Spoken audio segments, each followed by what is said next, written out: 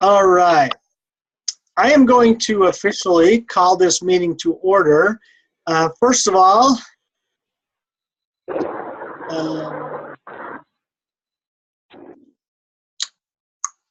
all right, can you all hear me? Can you hear me, Patsy? Just nod your head. I've got you muted. Okay.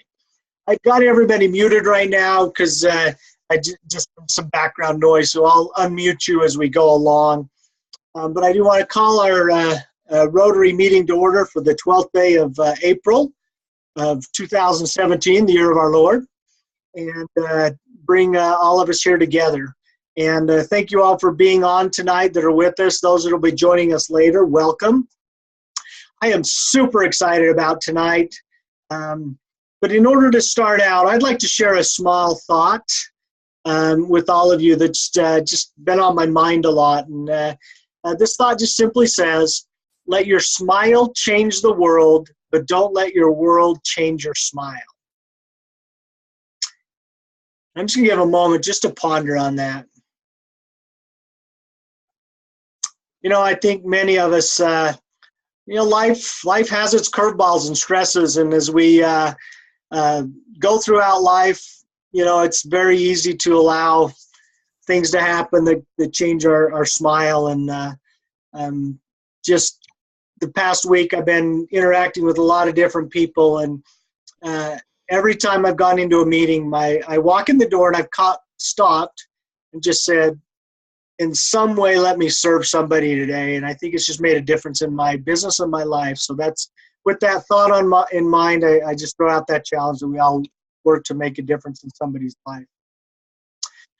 All right, so I have everybody unmuted. So if you do have any thoughts or comments, we're pretty informal here, Patsy, with a small group like this.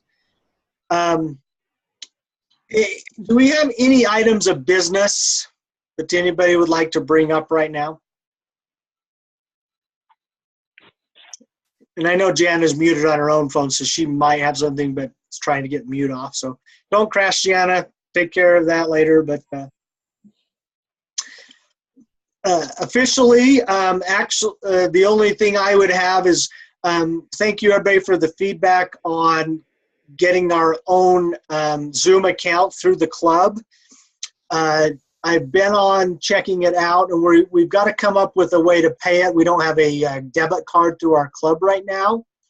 But what's happening is it looks like I will be able to, we'll be able to sign up for an account that we can pay the whole thing up front, thanks to Brent's generous donation, and save us a couple dollars a month. So thank you, Brent. You betcha. And so once we get the technical side of that done, Tiffany and I will go into Chase Bank and see if we can get a debit card issued in the club's name. Jan and I also just spoke about how Tiffany, I believe, is going to continue on as treasurer, and possibly looking at, as our treasurer holds a 2-year position, so there's some continuity there. And as the president changes each year, that'll be the only signature that'll change every year, and every other year will be the treasurer, which will allow some continuity just in case there's any gaps in making sure things are paid. So, and I do believe Tiffany is traveling right now. She had a lot of trips coming up, so she might be on the road tonight, so that's why she's not with us. So we'll get the Zoom account finalized. I will get the new permanent meeting link up on the website, so everybody can know that if they lose the website or lose the link or don't receive my email each week, you can go to the UtahRotaryEClub.com website, click on meetings, and right there at the top of the page, I inadvertently posted the video of Scott McIntosh on that page. So if anybody goes there, Scott McIntosh is front and center, but I'll move him over to the minutes page soon and post the permanent login information there. That's also a great place for you to share it with anybody that you know that would like to join us as a guest. Also, for further information, those of you that have potential members that would like to join us, on the web page is a PDF form that needs to be filled out as an application and returned to us to be officially put in line to become a member. Brent, do you have any additional information to that, or is that correct? That is totally correct, yes. Okay, thank you. So we're in position to grow our membership. We've had a few people express interest. One has decided to go with a live club because they found one close to their work and a good time of day. So we're happy for them to be able to join Rotary and be able to meet live. We do have several members who are big potential. And just as a secret, let's hope we make a good impression on Patsy, because I would love to have her in our club. I'm considering it already. Patsy, her and I had a great conversation the other night. Before we move forward into introducing Patsy, does anybody have any comments, questions, anything that you'd like to bring up to the club? I'll take silence as a no. Correct. And I don't know if everybody got a chance to read Patsy's bio. What I will add to the bio is I'm just going to read it so that everybody has it, and we also have it on the recording. But before I read that, there's one of my favorite books is Dr. Seuss's The Place You Will Go, The People You Will Meet. And I've shared this before, but sometimes I get off airplanes and I go in bathrooms and I look in the mirror like, are you kidding me? How did you get to this spot in life? This happened with Patsy. I got upgraded to first class, so I'll brag on that a bit because it doesn't happen too often. And Patsy, who had been connecting in from another flight, came in, sat down next to me, and many of you know I'm what I call a high-functioning introvert. Even though I'm a public speaker and I'm about relationships and connecting, when I get on airplanes, typically I'll throw my headphones on and try and just zone out. I just spend alone time. But there was something that just said, no, this lady's special. And it was her smile. Those of you that get online can see what a beautiful smile she has. But it was just something about her. And we struck up this conversation. Come to find out, she has children that live right here in Kaysville, Utah. She was on her way from Detroit back to Southern California through Seattle. And I found just a lot of kinship, living overseas, being an educator, really having a life mission to serve others. And so it was all I could do to contain my excitement, Patsy, to have you, to meet you, and to get to know you. And one of the first things we talked about, I think, was Rotary and having you join us to speak to the club. So I'm super excited about that. But with that, my personal introduction, I'm just going to read her bio so we have it on recording. And then I'll let Patsy share with us her message. And at the end, we'll leave room for questions. So first of all, Patsy Coffield, wife and mother of two, grandmother of four, educator. Education has been a passion of hers for a long time, or for as long as she can remember. Actually, I'm going to read it in her voice the way she wrote it, not try and throw it into my voice. Let me back up. Education has been a passion of mine for as long as I can remember. As it turned out, getting a teaching degree was my ideal path because it allowed me to continue my career by accompanying my husband as he traveled the world for his business pursuits in the shoe industry. I have educated children and adults in Italy, Korea, Thailand, China, and a school in Pittsburgh area because and Hong Kong, as well as several states throughout the U.S. One career highlight was a principal of an inner city Catholic school in Pittsburgh area because it allowed me to administer a faith-based curriculum. It was this administrative position that taught me the leadership skills to coordinate Catholic services for the international community while living in Guangzhou, China. I hope I pronounced it. Guangzhou, China. You'd think I'd know that with my son speaking Chinese. I'm not. That is where my life journey led me to meet three incredible adults from Iran who wanted to convert to Catholicism. I never realized how much I would learn and how fulfilled I would be taking this journey with them from asylum seeker to refugee. I feel truly blessed that the three adults have been resettled near Ann Arbor, Michigan, an absolutely beautiful place if you've never been there. The journey continues. So Patricia, I'm going to turn the time over to you. Okay, thank you. I want to thank this group for allowing me to speak. I have such respect for the work that you do. And the difference in your work with the refugees is you purposefully work with refugees. And my husband and I were sort of handed 3 refugees that we learned to love and to take it on as a gift from God. I kind of wanted to walk you through our journey with these refugees. Of course, they're not refugees when we first met them, but keeping in mind that all of these things were happening in a communist country, and it was not our home country, it was not their home country, and oftentimes our surroundings were very new and a mystery often.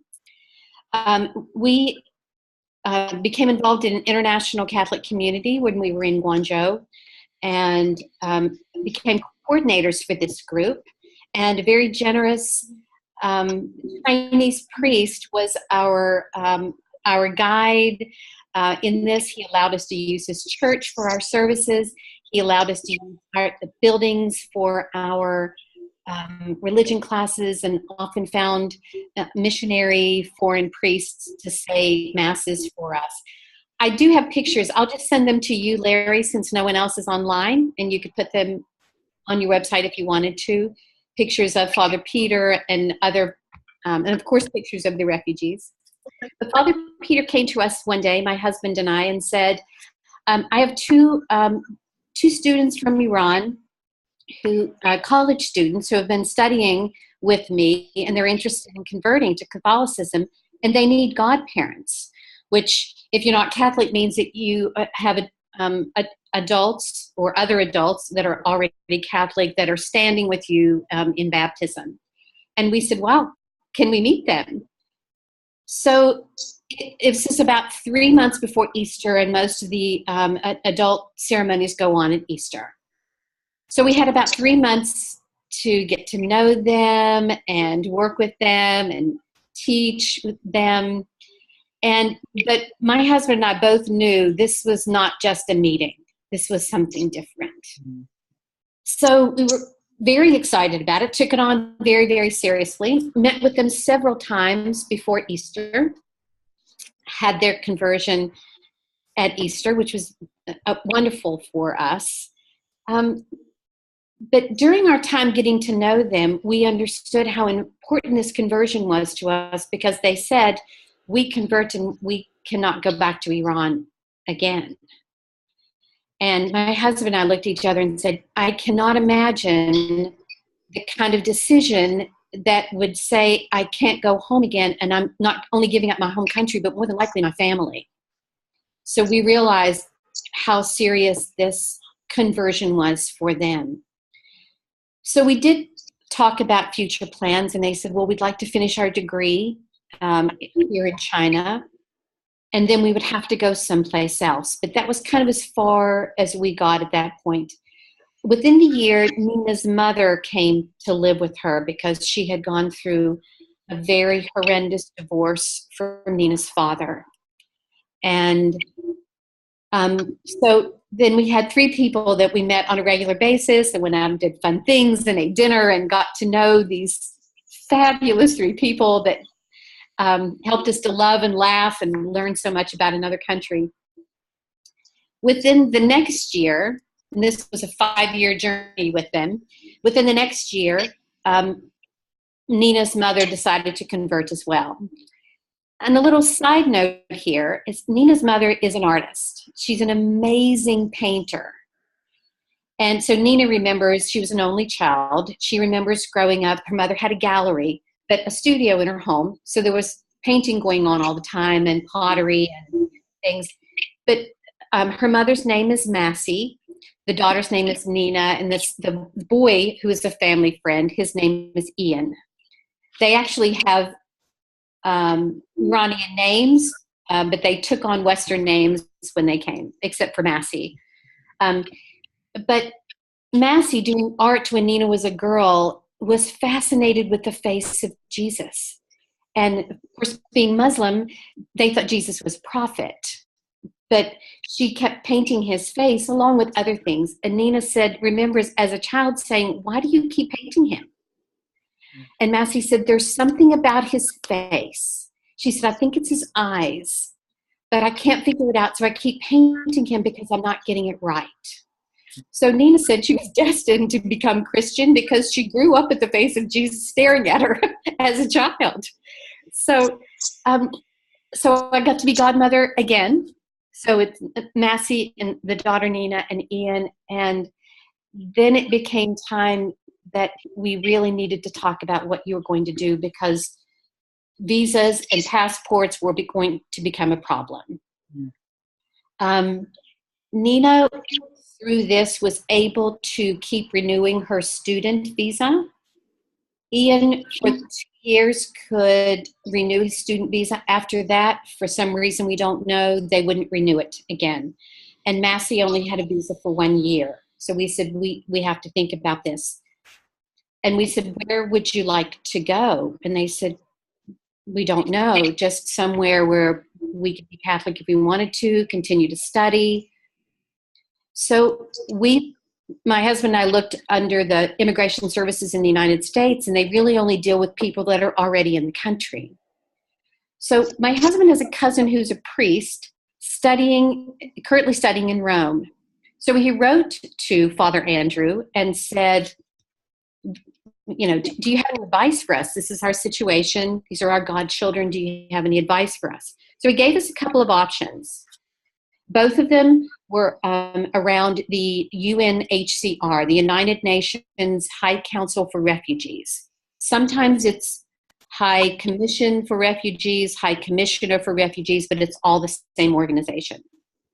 He said they have one in Beijing, and you can start there. Or if you're not comfortable with staying in China, because once they're under UNHCR, depending on how many years this process will take, you have to stay within that country. So if they didn't want to stay in China long term, the other two options were Ecuador and Nicaragua, because they were predominantly Catholic countries, and they wouldn't need a visa with an Iranian passport. They could get a 3-month tourist visa and go to UNHCR in Ecuador. So we said, what would you like to do? And they said, maybe we should leave China. So they looked into trying to get out of the country. And the difficulty was, even as a transit passenger with an Iranian passport, you have to have a visa. So Massey couldn't get a Schengen visa, so they couldn't transit through Europe. Canada was a possibility. They could not transit through the US. So they said, we're going to stay in China.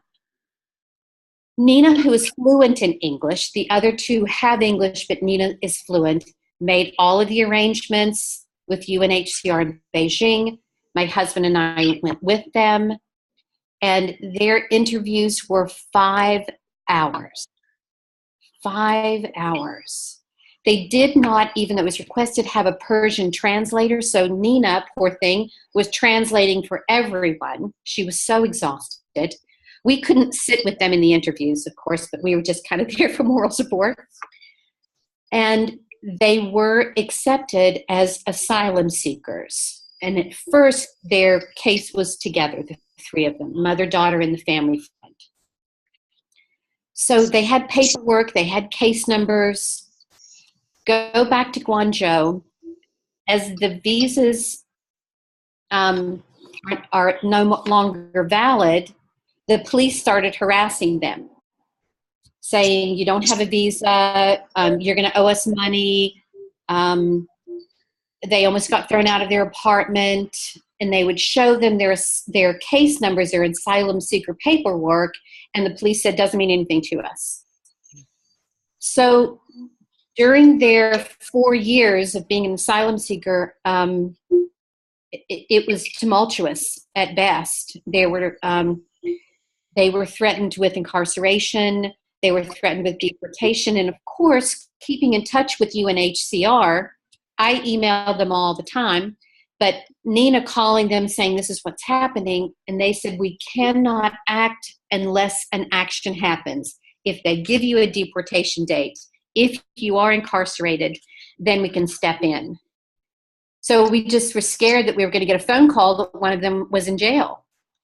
But it would get serious and go up and down.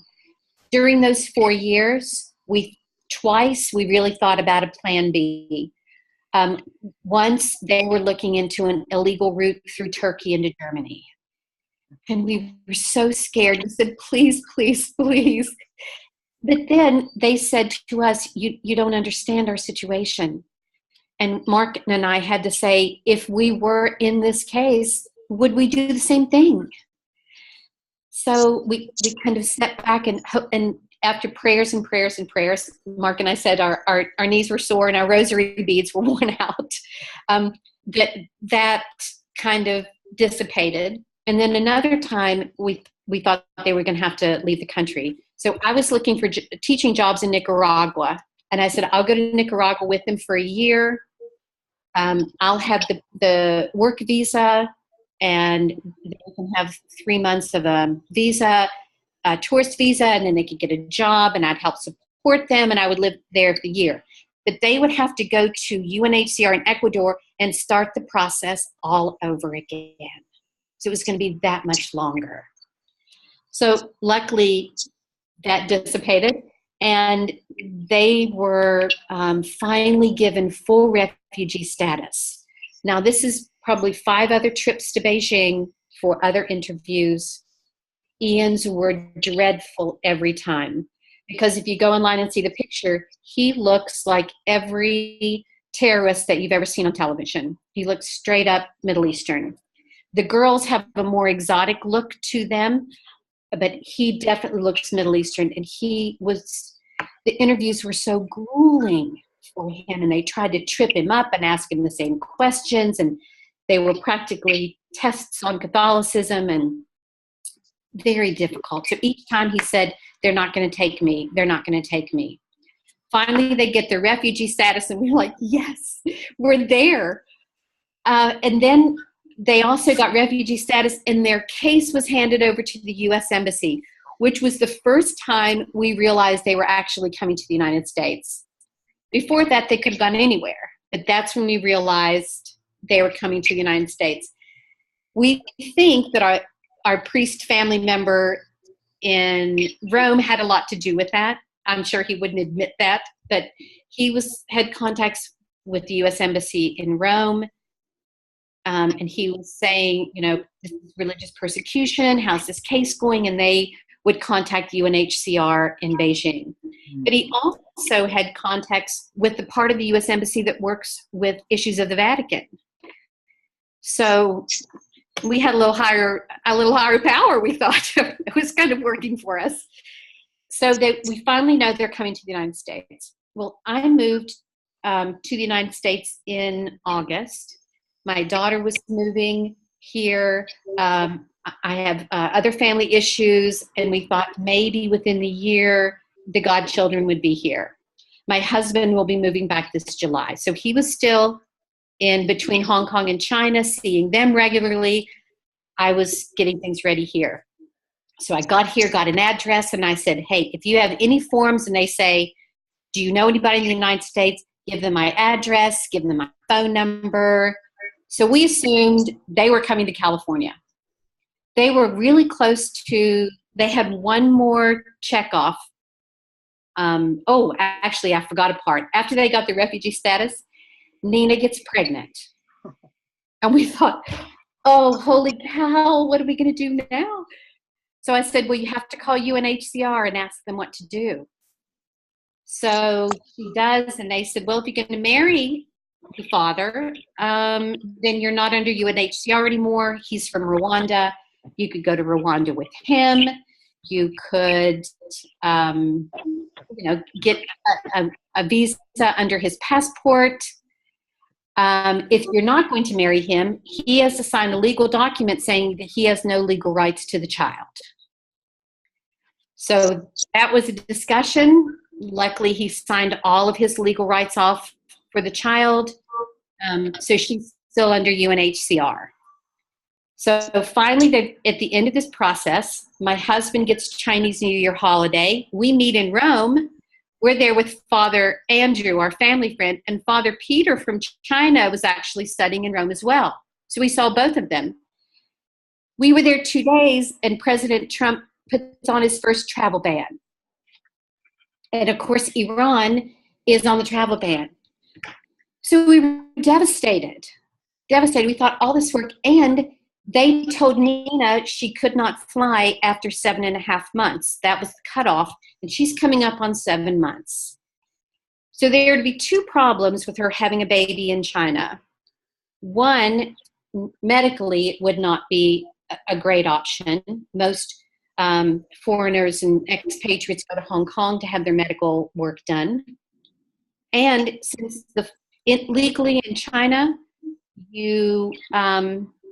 the baby has the father's citizenship. Well, the father had given up all legal rights, so this child would be stateless, which was one more reason China could deport her, is that she had a stateless child. So we were panicked. Father Andrew calls his mother, who is a lawyer in Chicago, and she calls the congressman in Chicago, who calls a congressman in D.C. So things start rolling about this particular case, saying she's pregnant, she needs to be here, all of this is happening. So thank God those wonderful judges lifted the travel ban. And but the first week of the travel ban, the people that got to come were the people that had their plans canceled for the first week of the travel ban. So we had to wait to see what was going to happen that second week. So the second week they called and said, we're coming. Great. So I'm scrambling thinking they're going to come to California, and I'm getting the apartment ready and doing everything here. And as soon as they get their travel document, Nina sends it to me, and she is a week before 7.5 months. She gets her travel document, and it says Detroit. Like, wow, Detroit.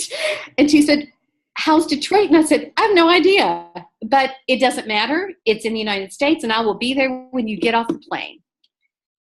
Well, and another thing that was just amazing to me is their supporting agency is Jewish Family Services. So, used to be Muslim, converted to Catholicism, and it's the Jewish church that's supporting them, which is amazing, fabulous. So but I looked on their ticket when they sent me further information, and I already had my travel plans. Detroit was not going to be where they passed through immigration.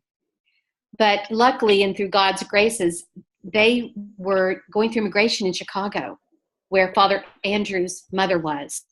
And she, through some act of God and this congressman possibly, got a pass to come through and meet them after they came out of immigration in Chicago. And it was the first time, of course, meeting them. She got to make sure Nina was feeling okay, fed them, talked to them, and put them on the plane to Detroit. And then I was in Detroit when they got off the plane. So that happened. And then we met Jewish Family Services. They were to be with the host family for the weekend. And this family, and I said, well, I'll just get a hotel. And they said, oh, no, they know you're coming, so you're going to stay with them. Not only did this family open their house, but they weren't even going to be there that weekend. They opened their house to complete strangers. They said, we're not going to be there. The door's open. We stock the refrigerator. Eat what you want. We just ask that you don't go in the master bedroom, and the place is yours. Who does that? It was amazing. So we got in on Friday. We met the host family on Sunday, and seeing the future, they're still very connected with these 3. So they moved into apartments on Monday, same apartment complex in the next town over from Ann Arbor. The name of it is Ypsilanti. Same complex, not the same apartment. Mother and daughter are together, and the young man is about a 5-minute walk. Beautiful place. A lake and ducks and wonderful. Jewish Family Services shows up with donations of furniture, food, anything that they would need to live in this apartment, they have. So they're ready. I was really glad I was there for a million reasons, but one was because I had a car and we could go learn the area.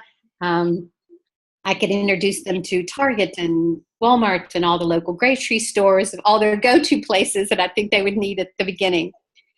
And I have a picture of them eating hot dogs because I said, well, you're in America now, you have to eat a hot dog. So it was, my husband and I got the nursery ready, but I got to go to their medical appointments with them, which was immediate. They went through medical immediately. Jewish Family Services set up English classes, classes on how to do banking, classes on food service to get their license in case they were in the food industry, computer classes in case they needed that. All of these things were set up for them right away. And I got to go to the government agency to fill out paperwork for food stamps and also monetary assistance. And their first 3 months, their rent is covered by Jewish Family Services. So by the time I left, we had done so much. I have one picture of us practicing American money because we do money so badly in America. Every place else, the bills are different sizes and different colors. And in America, it's all the same. And the coins don't have the denomination on them. So we had to really practice a lot with the money. But by the time we left, I felt that things were smooth. But I have to say, the people in this area were so welcoming and so friendly. The doctors, the people in the government agencies were just fabulous to them. So it has been such a spiritual experience for my husband and I to see all of these pieces come into place to actually have them here. And I will be back in May because the baby's due May the 1st.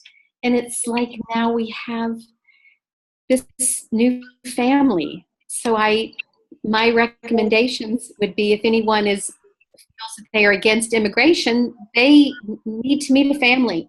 They need to get to know them as people. And also, the next time you're on an airplane, strike up a conversation with the person beside you because you never know where it's going to lead you. So that was... You might end up speaking on a Rotary meeting, right? Yeah, you might. That's right. You might meet all these wonderful new people. Yeah. But that was kind of our 5-year journey with this family. Of course, a million things happened in between, and that's kind of the high and low points. But I would love to hear if you have any comments or questions for me. Well, thank you. I've unmuted everybody, and I have a ton of questions. First of all, when will you be there in May? I'll be there May the 1st, and I'm there for 2 weeks.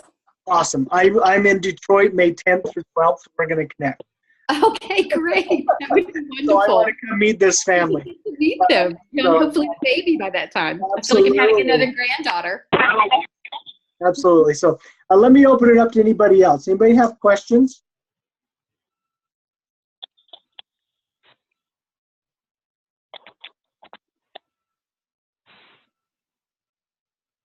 No? Look, I've unmuted everybody from my end, so everybody should be able to talk if you do have questions. Hey, Larry, this is Tiffany. I'm just wanting to say I am so sorry that I got on late, and I hope that it's recorded because the part that I heard is absolutely wonderful. Yes, so it is recording. I'm assuming you did record it? It is recording, yes. Okay, wonderful. It sounds like an amazing story and an amazing woman I've been listening to. So thank you for sharing. Absolutely. Patsy, are there any needs for this particular family? Anything that the family does need right now? Currently, and I can bring you up to date with them, Nina is volunteering and teaching English at Jewish Family Services, even big and pregnant, she is. Ian and Massey are both working in a restaurant. The pay is low and the hours not so much right now, but as their English improves, I'm sure that will improve for them. Current needs, of course, their concern is always, are they going to be able to make their rent once Jewish Family Services stops paying for them? So that's a concern for them. Other than that, as far as actual needs, I think the baby's taken care of for now. Clothing, diapers, all of that is ready, furniture, everything is there. So I feel guilty. I didn't come on to speak to ask for money or anything like that. My husband and I, would feel like we would want to cover that for them, but I think that would be a monetary donation would really be what they would need currently. As they progress again with their English, they would be able to get better jobs and probably more money. Tell me about the language situation. That's intrigued me. So while they were in China, did they speak Chinese? Or what took them to China? The two of them, then they were friends in Iran. The two of them knew that they wanted to get out of Iran. They knew that they wanted more opportunities, both of them, especially Nina, because a woman someplace else is going to have a lot more opportunities than she would have. So they chose to study in China. Ian studied Chinese, so his Chinese is fluent. And Nina was studying international business, and all of her classes were in English. So while they were in China, Nina's Chinese was passable, but Ian is fluent. So they kind of got along that way. Okay, thank you. Any other questions from anyone?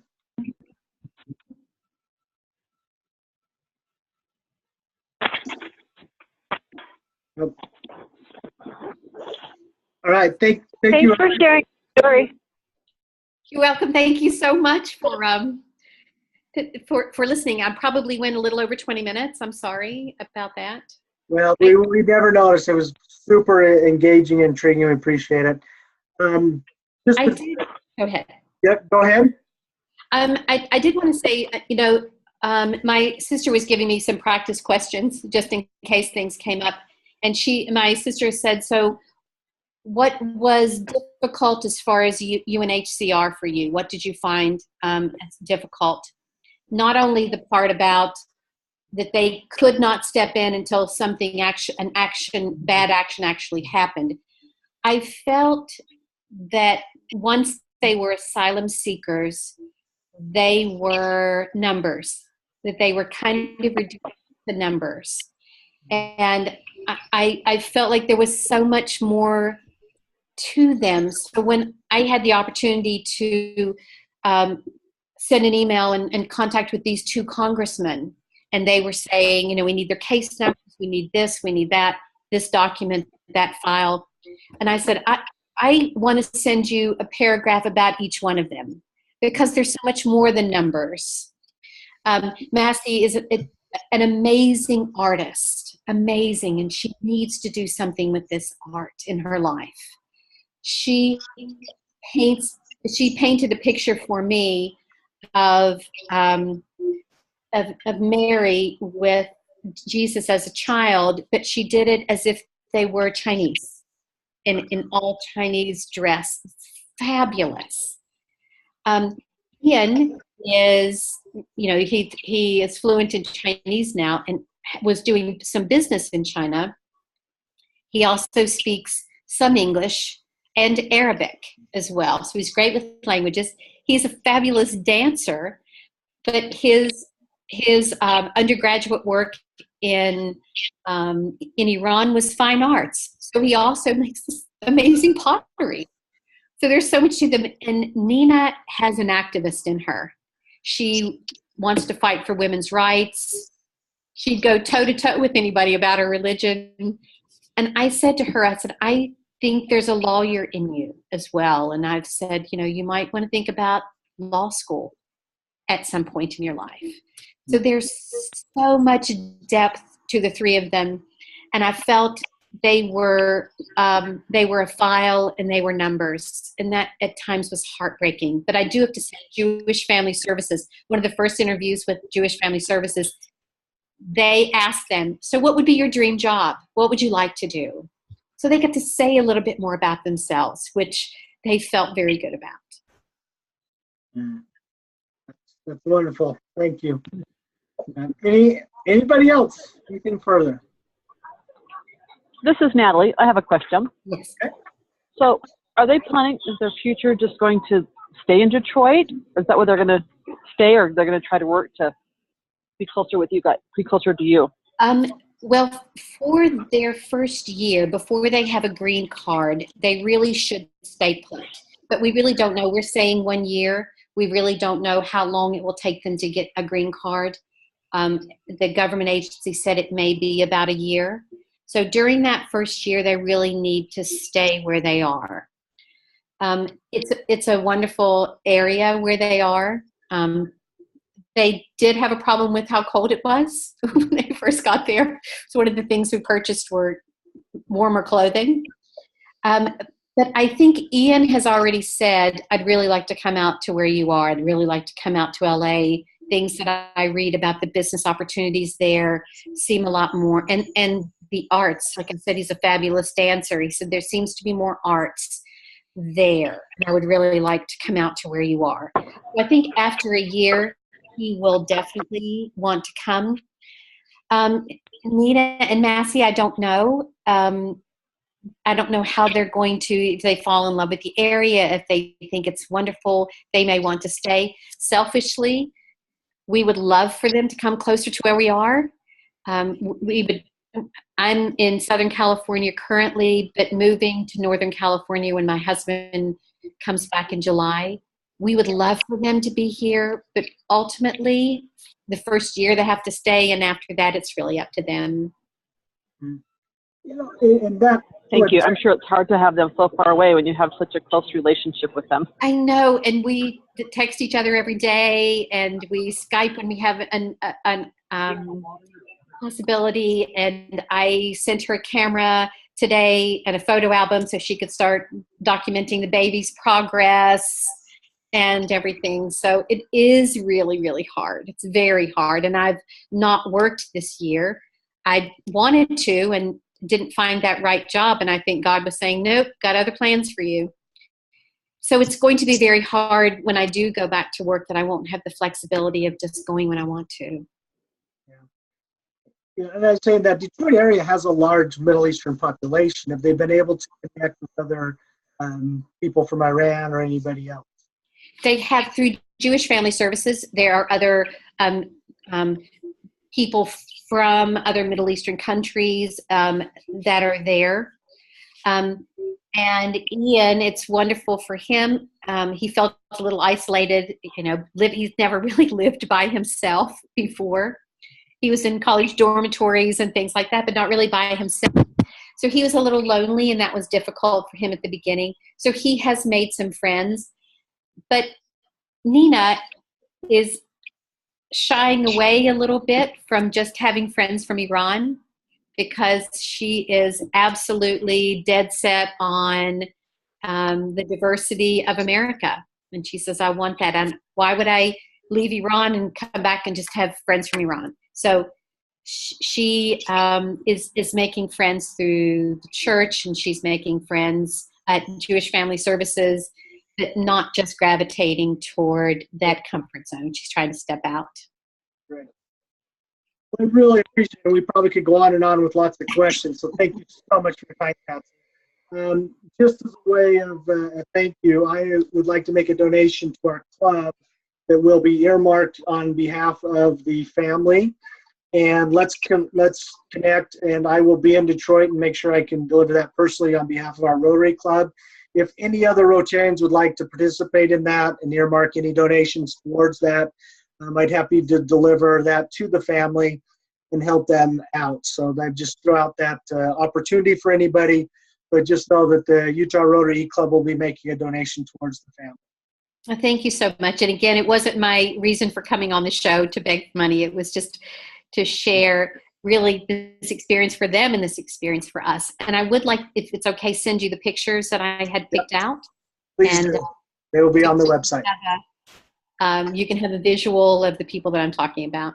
Yeah, that means a lot, because their story is important, but the seeing who they are matters. And so those will be posted on our webpage, if that's okay, and this recording, so that any of our members here want to get on to see that, but also any that were not able to join us today. I do have one kind of funny, scary story of when they were first there, and then I'll be quiet. I don't have that introvert gene that you do.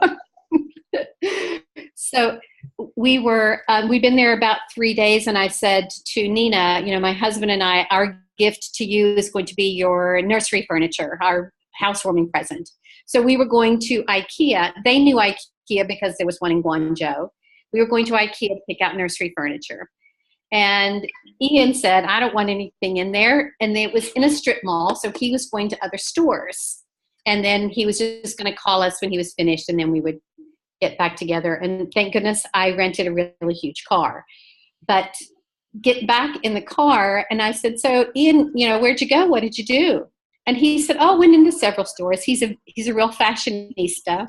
So he was looking at clothing and things. But he said, I went in this one sports store. And it was kind of an outdoor sports store. And they had guns.